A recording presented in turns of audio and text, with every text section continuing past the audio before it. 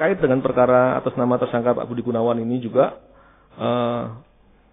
ada ancaman-ancaman kriminalisasi, ada juga yang sudah dilakukan kriminalisasi pimpinan, yaitu diantaranya Pak Abraham Samad dan Pak Bambang Wijayanto, yang saya juga meyakini bahwa itu adalah bagian dari kriminalisasi.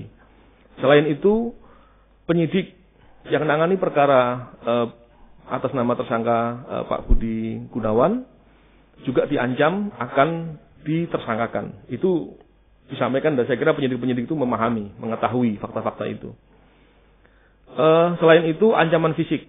Ancaman fisik juga ada salah satu PLT struktural di penindakan KPK, diancam secara fisik, didatangi rumahnya, dan kemudian ada juga beberapa di telepon. Saya bisa mengetahui karena yang bersangkutan cerita dengan saya, dan juga yang bersangkutan merekam pembicaraan telepon itu, karena mungkin yang bersangkutan merasa bahwa perlu mempunyai bukti untuk itu, sehingga dilakukan perekaman oleh dirinya sendiri.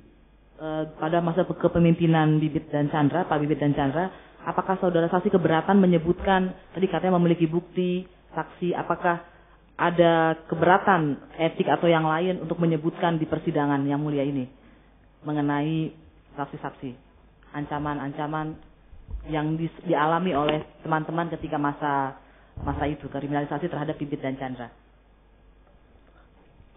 Terkait dengan waktu perkara Pak Bibit Pak Chandra, yang eranya Pak Bibit Pak Chandra, di antaranya yang saya ketahui adalah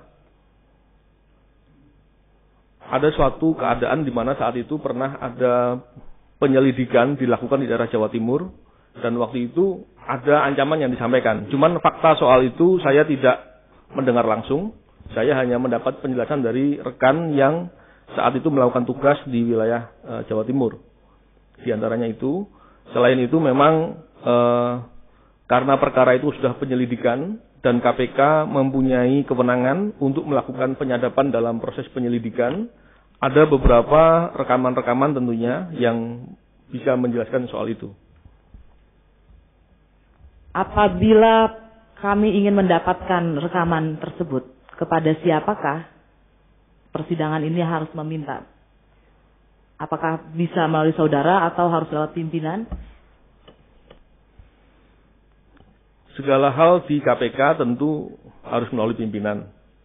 Terkait dengan diperlukannya bukti atau lain hal, tentu tidak bisa melalui saya karena saya adalah pegawai, dan tentu haruslah melalui pimpinan. Saya kira seperti itu.